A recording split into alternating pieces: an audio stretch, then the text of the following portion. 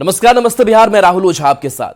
भारत पाकिस्तान के बीच cease fire के बाद पीएम नरेंद्र मोदी ने पहली बार देश को संबोधित किया। पीएम मोदी ने कहा कि आतंकियों ने हमारी बहनों का सिंदूर उजाड़ा है, इसलिए भारत ने आतंक के ये मुख्यालय उजाड़ दिए हैं। आतंक के ठिकानों को तबाह करके बदला लिया हमने।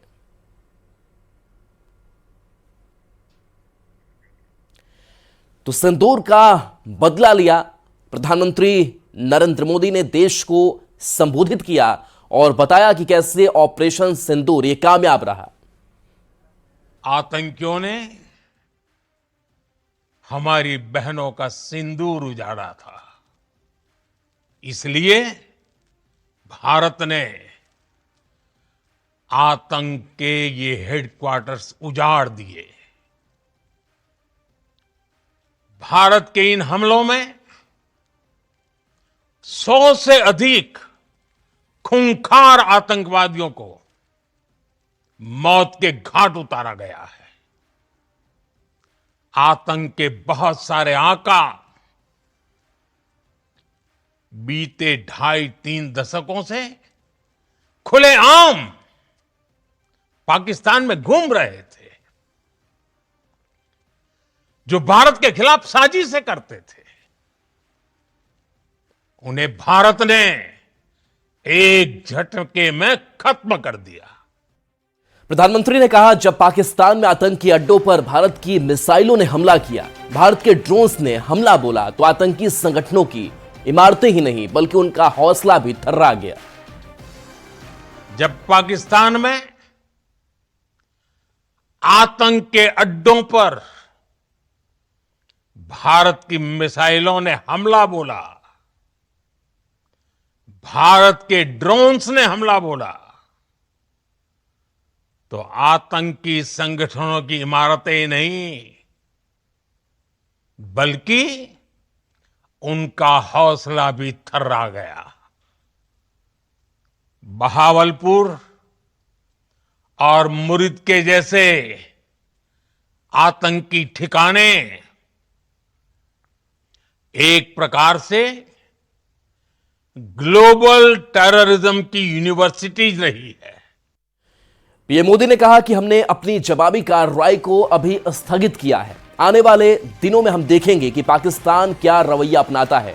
भारत की तीनों सेनाएं और बीएसएफ अलर्ट पर है। सर्जिकल और एयर स्ट्राइक के बाद ऑपरेशन आतंक के खिलाफ भारत की नीति है।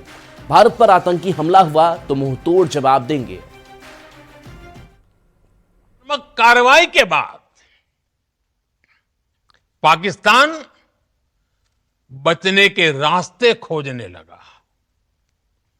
पाकिस्तान दुनिया भर में तनाव कम करने के लिए गुहार लगा रहा था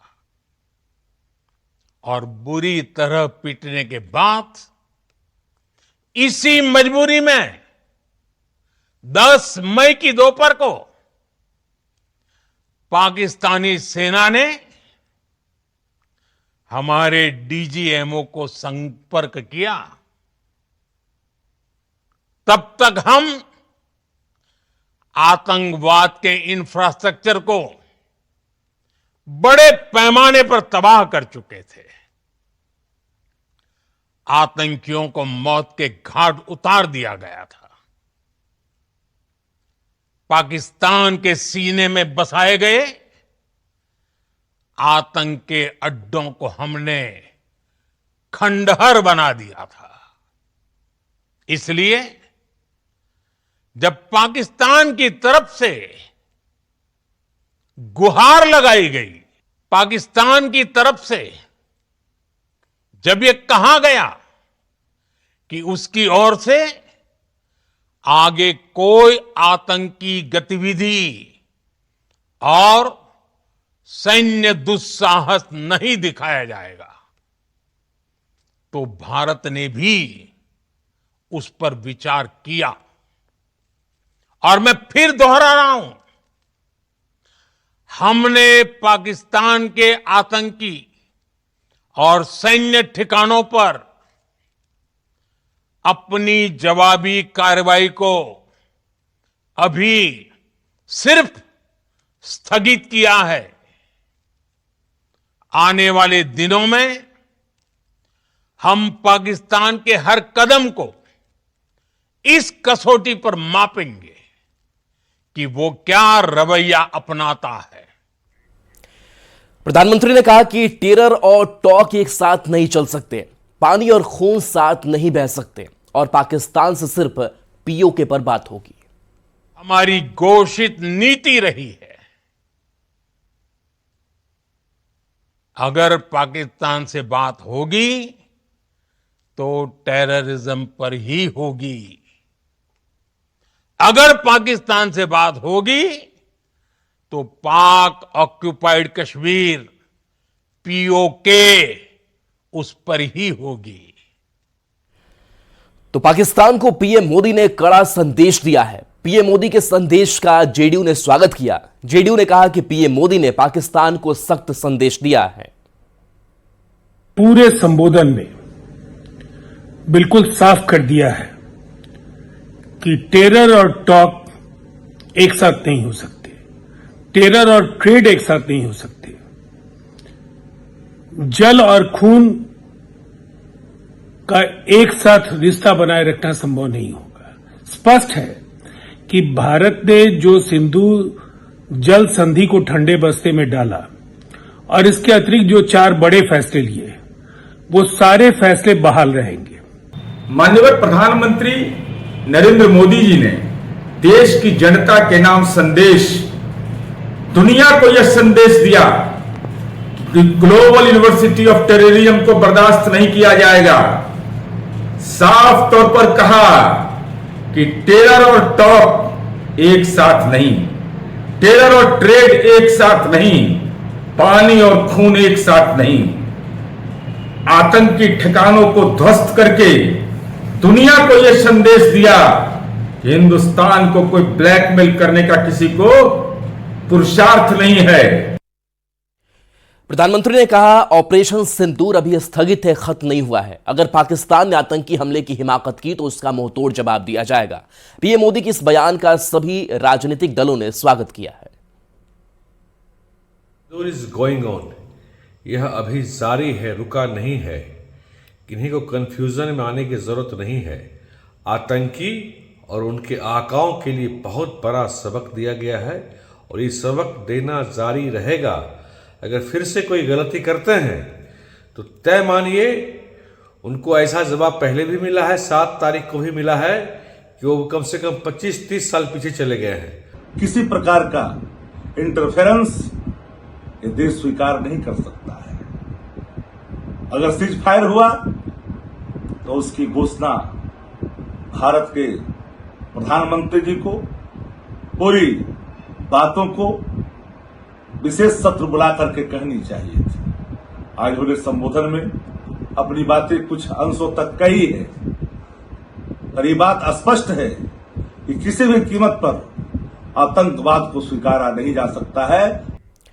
पाकिस्तान के खिलाफ भारत के जबरदस्त जवाबी हमले ने पाकिस्तान को घुटने पर लाने के लिए मजबूर कर दिया। पाकिस्तान की तरफ से आए हर ड्रोन और मिसाइल को भारत ने आसमान में ही मार गिराया। हमारा यह डिफेंस सिस्टम अभेद है। भारतीय सेना की ओर से एक बार फिर प्रेस कॉन्फ्रेंस करके स्थिति को साफ किया गया।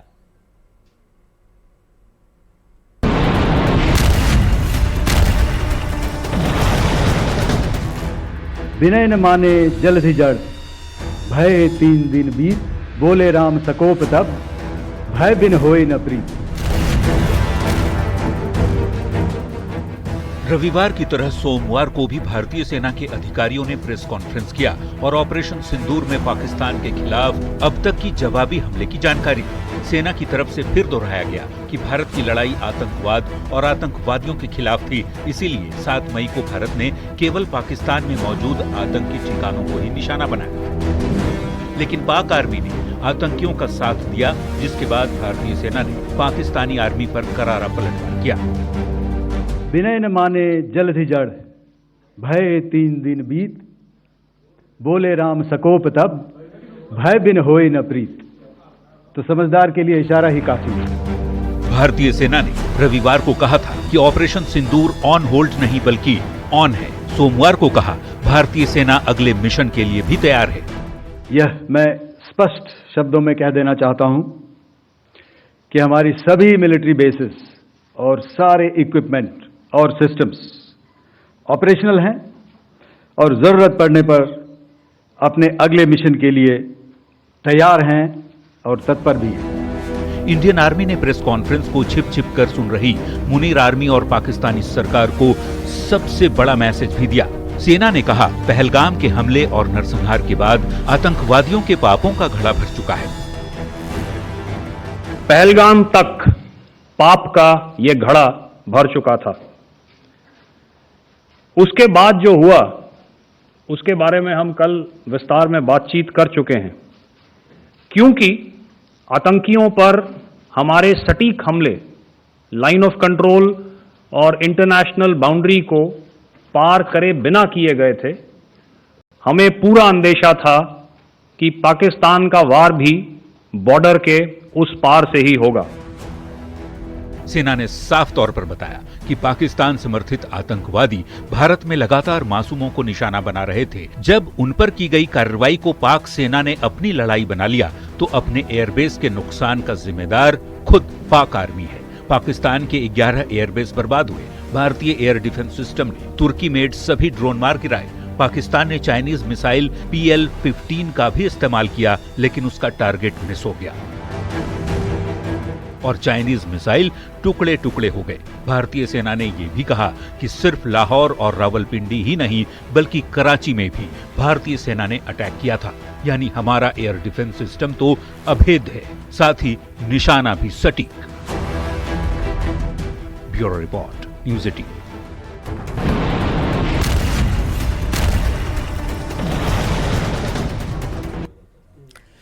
चलिए अब हम आपको बताते हैं एयर मार्शल A.K. भारती के बारे में, जिन्होंने ऑपरेशन सिंदूर का नेतृत्व कर पाकिस्तान को धूल चटाया।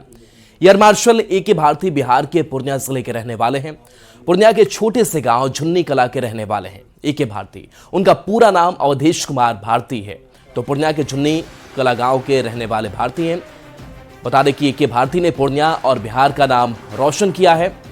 ऑपरेशन सिंदूर का इन्होंने नेतृत्व किया। सैनिक स्कूल तिलैया से स्कूली शिक्षा इन्होंने ली। इसके साथ साथ 1987 में भारतीय वायुसेना के फाइटर स्ट्रीम में शामिल हुए। एयर मार्शल भारती ने पाठ्यक्रम में शीर्ष स्थान प्राप्त किया था और उन्हें स्वॉर्ड ऑफ ऑनर से सम्मानित किया गया था। उन्होंने वेलिंगटन में प्रतिष्ठित स्टाफ कोर्स और नई दिल्ली में NDC भी किया। एयर मार्शल भारती ने एक फ्रंटलाइन फाइटर बेस की कमान संभाली और भारत के भीतर और बाहर कई महत्वपूर्ण कार्यभार संभाले। वायुसेना मुख्यालय में DGMO का पदभार संभालने के बाद उन्होंने DGO का पदभार संभाला और उसके पहले की अगर बात करें तो ये प्रयागराज में सेंट्रल एयर कमांड में सीनियर स्टाफ ऑफिसर के पद पर तैनात थे, जहां उन्होंने हाल ही में आयोजित महाकुंभ का पर्यवेक्षण भी किया था। जम्मू कश्मीर में पाकिस्तान की फायरिंग में शहीद मोहम्मद इम्तियाज को अंतिम विदाई दी गई। छपरा के नारायणपुर गांव में पूरे राजकीय सम्मान के साथ सुपुर्दे खाक किया गया। इस दौरान सबकी आंखें नम थी। शहीद इम्तियाज अमर रहे और भारत माता की जय से माहौल गूंजता रहा।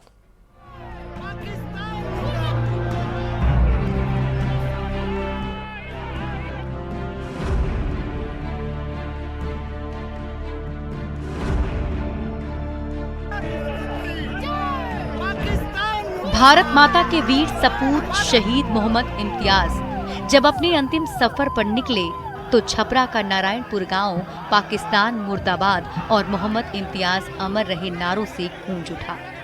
धोखेबाज पाकिस्तान की ओर से की गई गोलीबारी में देश के लिए शहीद होने वाले बिहार के लाल मोहम्मद इम्तियाज को आखिरी सलामी दी गई। ऑपरेशन सिंदूर के दौरान वीर गति को प्राप्त हुए BSF के सब इंस्पेक्टर मोहम्मद इम्तियाज को पूरे राजकीय सम्मान के साथ अंतिम विदाई दी गई। देखिए, ऐसे में बलिदान देने के लिए मैं बोला ना 100 बार तैयार हैं हम। दुख है लेकिन इस बात की खुशी है कि ऐसी मौत हमें एक बार नहीं 100 बार मिले। मां भारती की भूमि की रक्षा करते वक्त अपनी जान न्यौछावर करने वाले शहीद मोहम्मद इम्तियाज का पार्थिव शरीर जब नारायणपुर गांव पहुंचा तो लोगों का हुजूम उमड़ पड़ा। शहीद मोहम्मद इम्तियाज के जनाजे में हजारों लोग शामिल हुए। माहौल गमगीन था, लेकिन लोगों की आंखों में वीर सपूत इम्तियाज के लिए गर्व साफ झलक रहा था। घर परिवार के लोगों की आंखों से निकल रहे आंसू थम नहीं रहे थे। लोग तिरंगे में लिपटे लाल को नम आंखों से विदाई दे रहे थे। देश से मोहब्बत थी, देश के लिए कुर्बान हुई, और क्या कर सकते हैं। बहुत ही प्यारे थे, पूरी मोहल्ला के प्यारे थे। देश के लिए शहादत देने वाले शहीद जवान मोहम्मद इम्तियाज गरखा थाना क्षेत्र के नारायणपुर गांव के रहने वाले थे। 30 साल पहले मोहम्मद इम्तियाज ने गांव में जो घर बनवाया था, उसका नाम भी उन्होंने सीमा प्रहरी निवास ही रखा था। आज वो खुद सीमा की रक्षा करते हुए वीर गति को प्राप्त हो गए। सब इंस्पेक्टर मोहम्मद इम्तियाज जम्मू से सटे बीएसएफ के आउटपोस्ट पर तैनात थे। उन्होंने अपने साथियों को बचाते हुए जान की कुर्बानी दी। सरकार से और आग्रह करेंगे आप लोगों के चैनल के माध्यम से कि मेरे गांव में हॉस्पिटल नहीं है, उनके नाम पे हॉस्पिटल हो, उनके नाम से।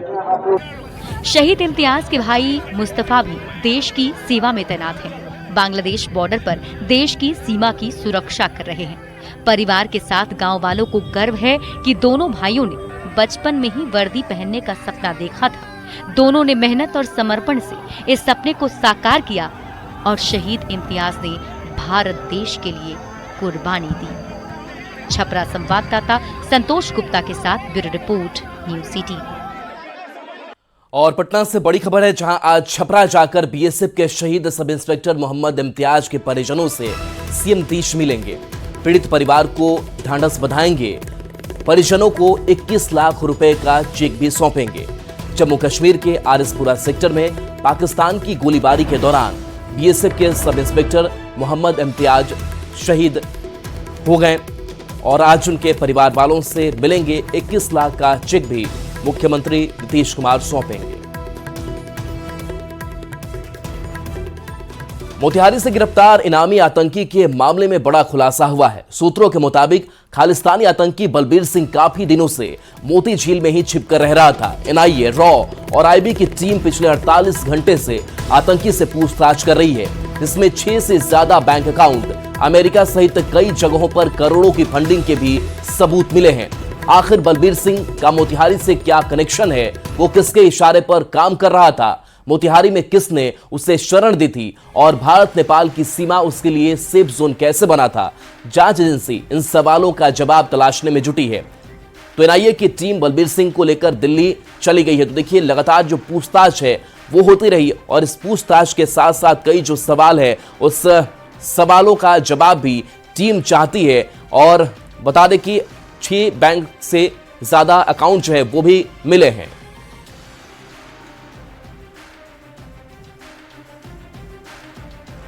भारत पाकिस्तान सीज फायर के बाद मोतिहारी के मोती झील के पास खालिस्तानी आतंकवादी का मिलना एक बड़ी चुनौती बन गई है और ये मोतिहारी पुलिस के लिए भी चुनौती है। और ये खालिस्तानी आतंकी जो है बलबीर सिंह, इस पर 10 लाख रुपए का इनाम जो है 2023 में ही घोषणा किया गया था। और बलबीर सिंह से एनआईए, रॉ, आईबी, ये तमाम जो सेंट्रल एजेंसी है वो पूछताछ कर रही है। इस खालिस्तानी आतंकी के नाम से आधा दर्जन से ज्यादा बैंक में अकाउंट है। अमेरिका सहित कई अन्य जगहों से करोड़ों के फंडिंग का भी मामला जो है वो सामने आया है। कई सबूत मिले हैं केंद्रीय एजेंसी को। तो वैसी स्थिति में पूर्वी चंपारण के मोतिहारी के मोती झील के पास जो है ये खालिस्तानी आतंकी को पकड़ा गया है और 48 घंटे से पूछताछ हो रही है। जो एनआईए की टीम है वो बलबीर सिंह को यहाँ से मोतिहारी से ले गई है और वैसी स्थिति में पूरे लिंकेज की जो है वो खंगाल रही है पुलिस की। आखिर उसका मोतिहारी कनेक्शन क्या है, मोतिहारी में वो कहाँ उसका पनाह था, आखिर वो किनके इशारे पे काम करता था।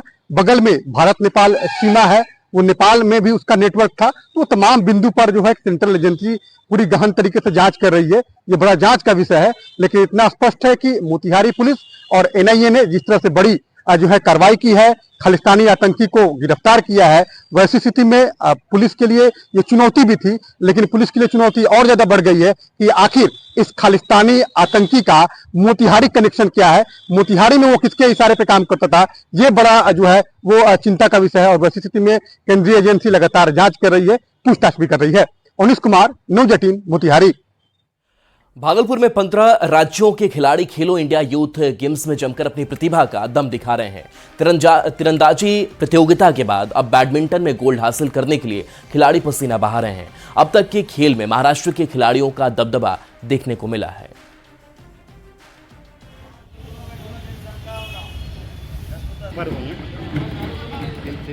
अच्छा बना है, बहुत अच्छी प्रेपरेशंस किए हैं यहाँ पर और बहुत प्रोफेशनल बनाया है यहाँ पर। इस बार मेडल की तैयारी है आपकी? हाँ, बिल्कुल। कितनी मेहनत करी है इस बार? मेहनत तो हमेशा चलती है। तो कितने घंटे की मेहनत रहती है रोजाना? 5-6 घंटे हो जाता है रोज। माहौल कैसा लग रहा है भागलपुर? अच्छा लग रहा है, बहुत स्पोर्टी माहौल लग रहा है, बिकॉज हम लोग सब स्पोर्ट्स यहाँ पर हो रहे हैं तो अच्छा लग रहा है। भागलपुर में खेलो इंडिया की धूम है, खिलाड़ियों को भागलपुर खूब पसंद आ रहा है। तीरंदाजी प्रतियोगिता में महाराष्ट्र का दबदबा रहा तो वहीं बैडमिंटन में भी महाराष्ट्र के खिलाड़ियों ने दम दिखाया है। शहर के सैंडिस कंपाउंड मैदान के इंडोर स्टेडियम में बैडमिंटन प्रतियोगिता का आयोजन किया जा रहा है। तस्वीरों में आप साफ तौर पर देख सकते हैं कि किस तरह से जो इंडोर स्टेडियम का मुख्य द्वार है उसे पूरी तरह से सजाया संवारा गया है। खूबसूरत पेंटिंग बनाई गई है और दोनों तरफ जो है कई सारे स्लोगन भी लगाए गए हैं। भागलपुर जिला प्रशासन की ओर से इंडोर स्टेडियम में अंतर्राष्ट्रीय स्तर का कोर्ट तैयार किया गया है, जिससे कि खिलाड़ियों को काफी सुविधा हो रही है। बता दें कि खेलो इंडिया यूथ गेम 2025 की जो मेजबानी है, 2 मैच तीरंदाजी और बैडमिंटन प्रतियोगिता की मेजबानी भागलपुर कर रहा है और बैडमिंटन प्रतियोगिता में देश के 15 राज्यों के खिलाड़ी हिस्सा ले रहे हैं। विकास कुमार सिंह, न्यूज़ 18 भागलपुर।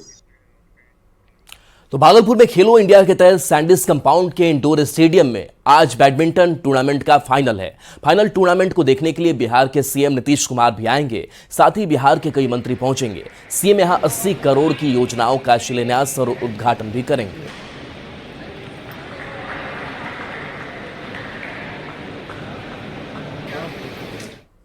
और चलिए एक छोटे से ब्रेक का वक्त है, जल्द वापस आते हैं।